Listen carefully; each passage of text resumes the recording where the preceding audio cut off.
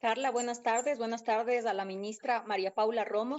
También buenas tardes a todos los compañeros de los medios de comunicación que se encuentran en este momento enganchados en esta rueda de prensa virtual. Para iniciar, damos paso a Dani Wilca de Willard Radio.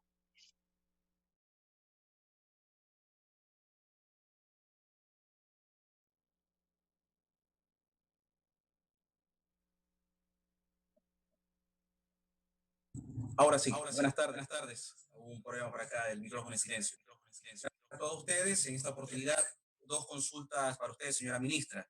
La primera, estaba viendo el semáforo en las facetas para el mes de junio, en este caso, y en esto se habla pues que se mantiene en amarillo y también los cantones en verde, que quieran adoptarlo. Pero algo que me llamó la atención es lo referente al transporte, lo que es nacional, o sea, va a continuar todavía suspendido. Y también, aparte de eso, también una inquietud también de los dueños y representantes de los centros de distracción, quienes ya han presentado, inclusive tengo entendido, un protocolo para poder reaperturar sus negocios. En este sentido, ¿cuáles son las respuestas que el COE Nacional dictamina? ¿Se va a poder aperturar en junio o va a continuar todavía esperándose, en este caso, de ser el caso, a un cambio de semáforo amarillo o a verde o un modelo predeterminado? Muchas gracias. Gracias, Dani. Buenas tardes. Qué gusto saludarle.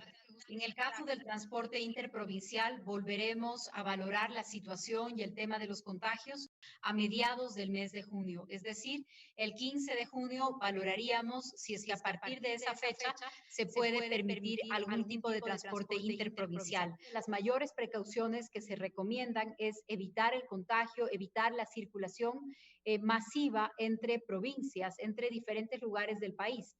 Por eso debemos ser muy cuidadosos.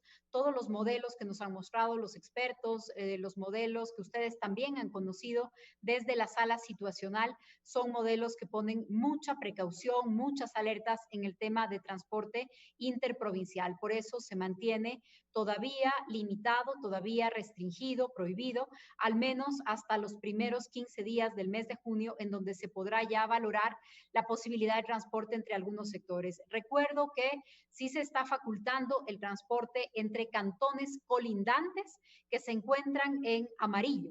Entre cantones colindantes que se encuentran en amarillo, este es un tipo de transporte que sí se puede dar, pero no va a poder darse que, por ejemplo, un autobús salga de Tulcán a Quito, que un autobús salga de Guayaquil a Zamora. Este tipo de transporte cruzando provincias, cruzando el país, no está permitido, no está autorizado por el momento y se va a volver a valorar a mediados del mes de junio.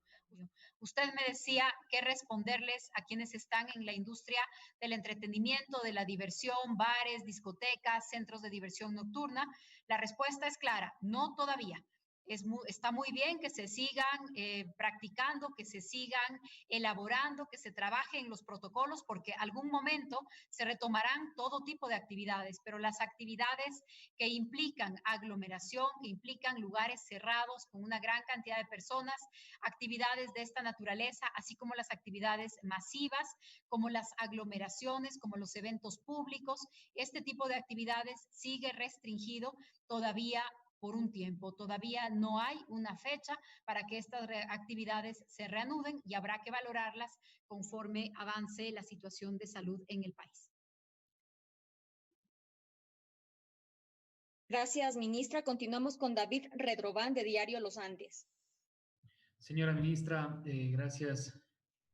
Una pregunta. Desde el 1 de junio ya van a haber igual algunos cantones que van a cambiar de semáforo a color amarillo. Sin embargo, ¿cuál es el análisis que se ha hecho durante todos los cantones que ya han pasado o están ya en un color amarillo en su semáforo?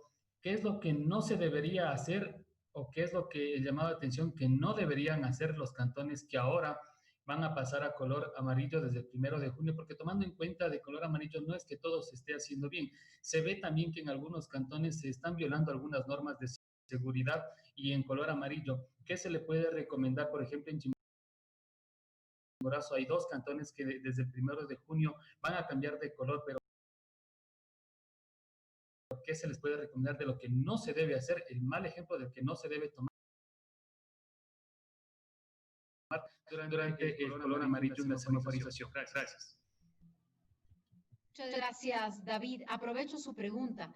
El peor ejemplo, tal vez el peor modelo que estamos viendo en el país son cantones que en la práctica están en amarillo o en la práctica están en verde y que sus autoridades no permiten el paso de semáforo. Creo que eso es lo más alarmante. Ese, desde mi punto de vista y respondiendo su pregunta, esa sería la situación de la que tenemos que cuidarnos. Que algunos alcaldes se mantengan en la idea del rojo. Tenemos cantones con cero contagios, 77 días de aislamiento. 0 contagios y 77 días de aislamiento. Esto quiere decir que estamos en ese caso en el peor de los escenarios, porque es un escenario en donde está todo paralizado, la economía paralizada, la economía asfixiada, lo formal impedido de funcionar, aún en casos estar aprovechando para que las actividades laborales se puedan retomar con todos los protocolos. Entonces, que para los cantones que van a pasar a amarillo, hemos estado acompañando esas decisiones, tenemos algunos instructivos. El consejo más importante es información, información, información, porque la ciudadanía va a estar clara sobre los horarios, sobre lo que puede hacer, sobre la necesidad de lavado permanente de manos, cómo usar la mascarilla. Esto es lo más importante, cómo mantener la distancia, que no se aglomere. En algunos cantones han optado por poner inclusive señales en el piso para que se conviertan en un llamado de atención, en un llamado a mantener la distancia, letreros en los lugares más concurridos en donde las flechas nos indican cuál es la distancia que deberíamos mantener entre nosotros. Este tipo de comunicación, este tipo de pedagogía es lo que yo me atrevo, David, a sugerir para todos los cantones en cualquier momento en el que se encuentren. Damos paso a Gisela Garzón del periódico Tierra Grande.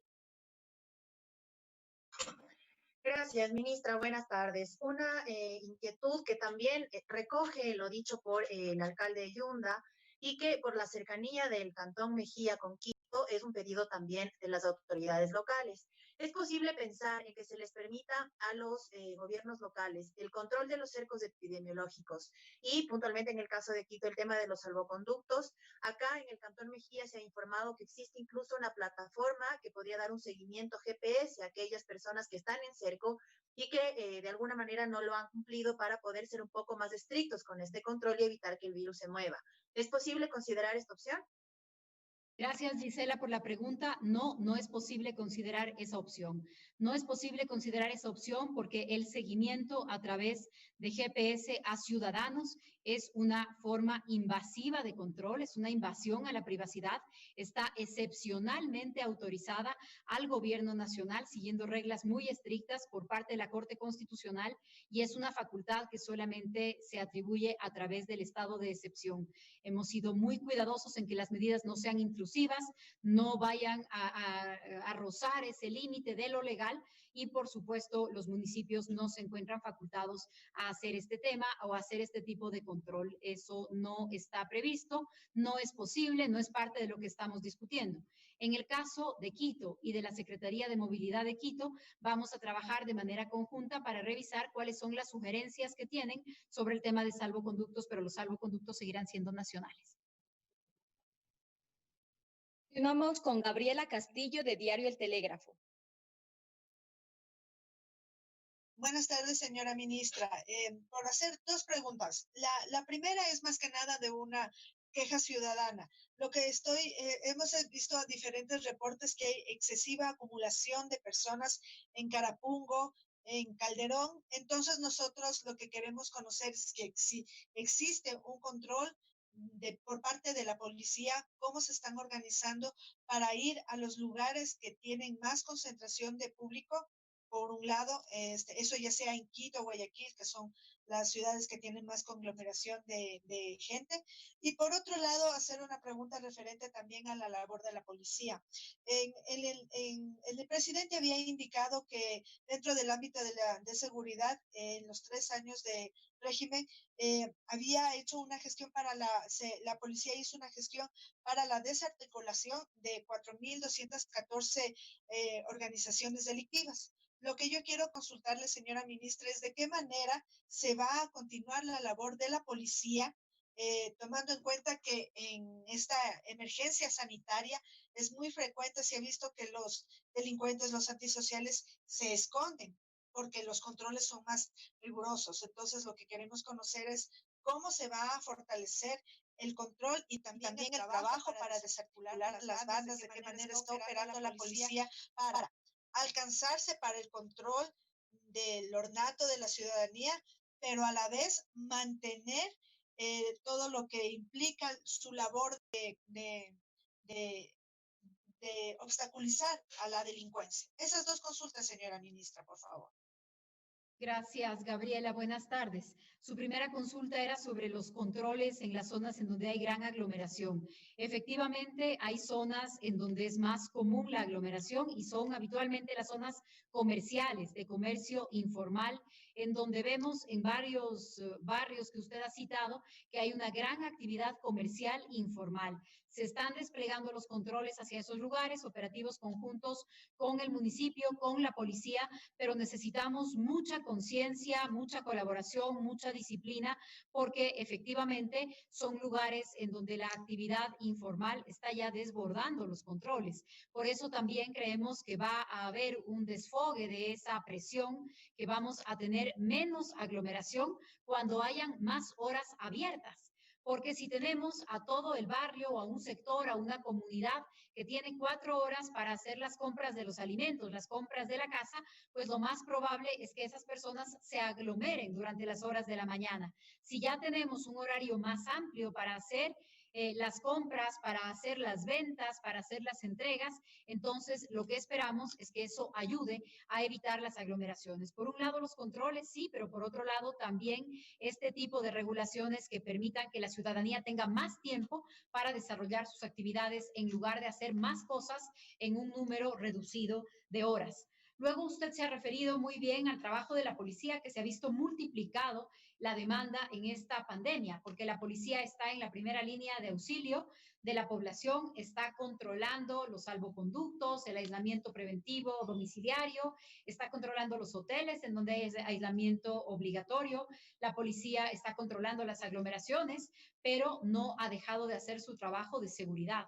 Es muy importante y para esto también es importante recuperar las actividades en un marco de normalidad, porque es mucho más fácil hacer una regulación de la formalidad que tener que vigilar, que regular, que controlar lo informal. Por eso, de manera ordenada, coordinada, manteniendo el orden, la policía va a poder hacer un trabajo más sólido. De todas maneras, en el tema de la emergencia, todas las unidades han colaborado, pero conforme pasen los días, las unidades especializadas, la Policía Judicial, la Unidad Antinarcóticos, la UIAD, cada unidad tendrá también su especialidad y de esa manera no se abandona y no se descuida ninguna de las actividades. Gabriela.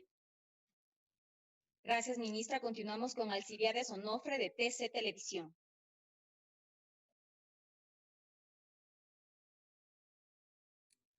Hola, buenas tardes, señora ministra.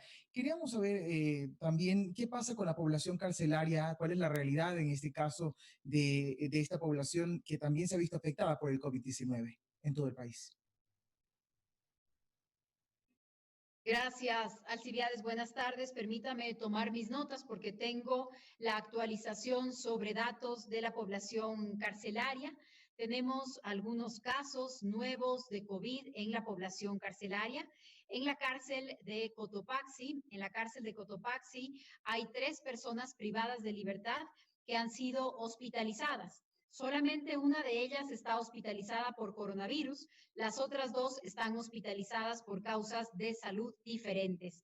Hago esta aclaración porque empezaron a circular a través de Internet imágenes que hablaban de una propagación de contagios. Son casos contados, son casos puntuales y estamos practicando pruebas rápidas en todas las cárceles del país. Se han adecuado lugares para aislamiento, estamos fortaleciendo las brigadas médicas dentro de las prisiones para evitar que los contagios que lamentablemente se van a dar, no hay ningún lugar del país que esté exento de esto, evitar que se conviertan en grandes focos de contagio debido a las condiciones que puede sufrir una cárcel.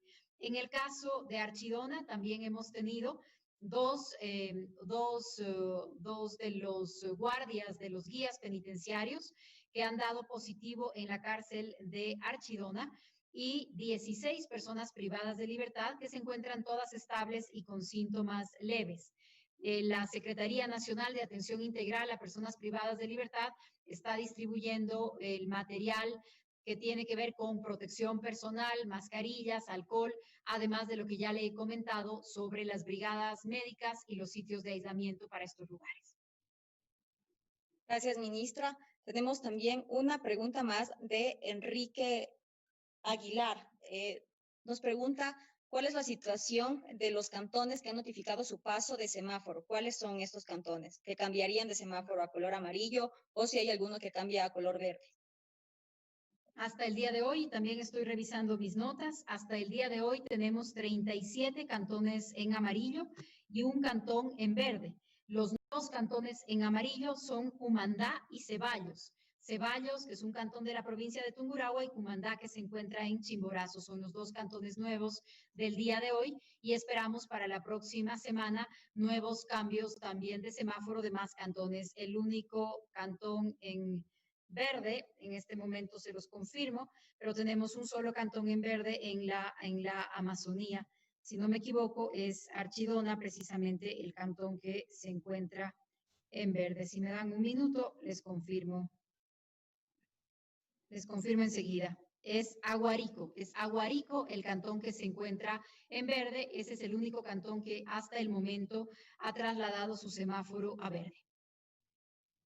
Queremos agradecerle, ministra, por habernos dado esta información de las nuevas resoluciones del COE Nacional de hoy, de este día, y le queremos agradecer también a todos los compañeros periodistas que se han conectado a esta rueda de prensa virtual. Continuamos contigo, Carla, en estudios. Muy buenas tardes. Buenas tardes, Natalie. También muy buenas tardes con la ministra de Gobierno, María Paula Romo, y por supuesto con los diferentes medios de comunicación que participaron esta tarde de esta rueda de prensa virtual. Usted continúe en sintonía de Ecuador TV. Muy buenas tardes.